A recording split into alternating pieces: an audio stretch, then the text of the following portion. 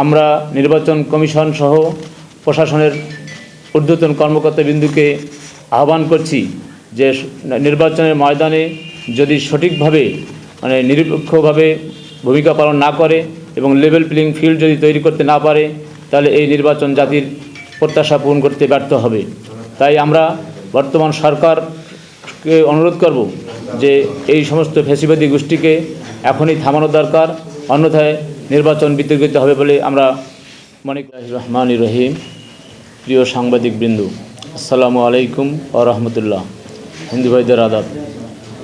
আমি মোহাম্মদ রফিকুল ইসলাম, আমির, বাংলাদেশ জামায়াতে ইসলামী, হাতীবান্ধা উপজেলা শাখা।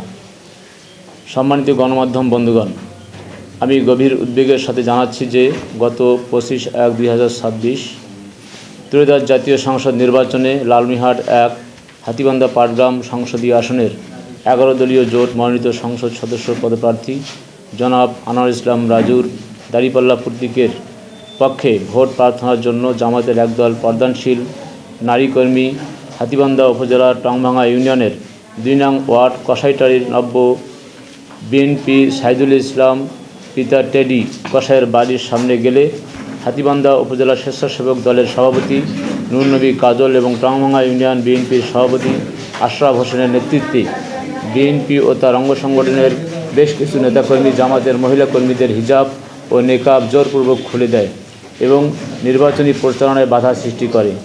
এই ঘটনার দৃশ্য মোবাইল ফোনে ধারণের জন্য চেষ্টা করলে বিএনপির কর্মীরা আমাদের কর্মীদের মোবাইল ফোন কেড়ে নেয়। সংবাদ পেয়ে স্থানীয় প্রশাসনের লোকজন ঘটনাস্থলে আসলে পুলিশের সামনেই আমাদের কর্মীদের উপর তারা হামলা চালায় এবং মারধর করে। আমাদের বেশ কিছু কর্মীকে গুরুতর জখম করে।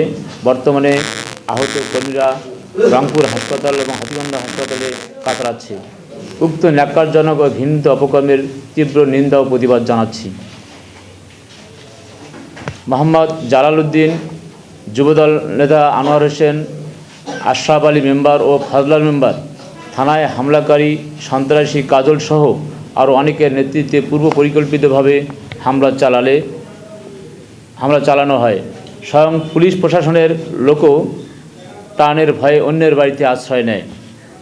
তারা হামলা করে, 5টি মোটরসাইকেল ভাঙচুর করে, 5টি বাড়িতে হামলা চালিয়ে ভাঙচুর করে, 4টি মোবাইল ফোন কেড়ে নেয়, 5 জনকে অবৈধভাবে অবরুদ্ধ করে রাখে।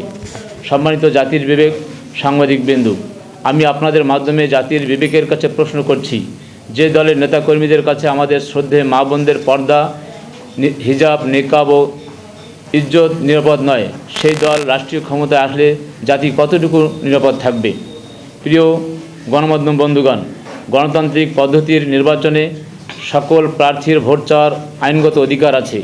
এই ভোটাধিকার আদায়ের জন্য বিগত 17 বছর দেশের মুক্তিকামী আপামর জনগণ আন্দোলন সংগ্রামের মাধ্যমে অজস্র ত্যাগের শিকার হয়েছে। অসংখ্য মানুষ জেল জুলুম, মামলা, হামলা, নির্যাতনের শিকার হয়েছে। জাতির ভবিষ্যৎ অগণিত মেধাবী শিক্ষার্থী আহত, পঙ্গুত্ব ও নিজের জীবনের মায়া ত্যাগ করে দুনিয়া থেকে চিরবিদায় নিয়ে আমাদের ভোটাধিকার ফিরিয়ে দিয়েছে। কিন্তু আমরা অত্যন্ত উদ্বেগের সাথে লক্ষ্য করছি যে আজ আরেকটি নতুন ফ্যাসিবাদী শক্তি আবারও আমাদের ভোটাধিকার, জানমাল ও ইজ্জত আবরুকে জিম্মি করার অপচেষ্টা চালিয়ে যাচ্ছে, যা দেখে জাতি আবারও শঙ্কিত ও আতঙ্কিত হয়ে পড়ছে।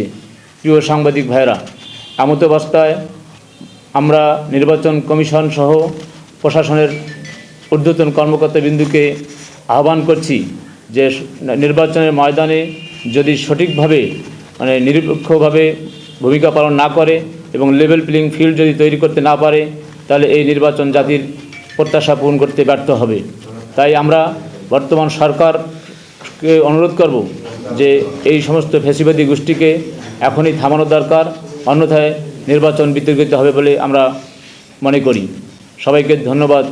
আসসালামু আলাইকুম ওয়া রাহমাতুল্লাহ।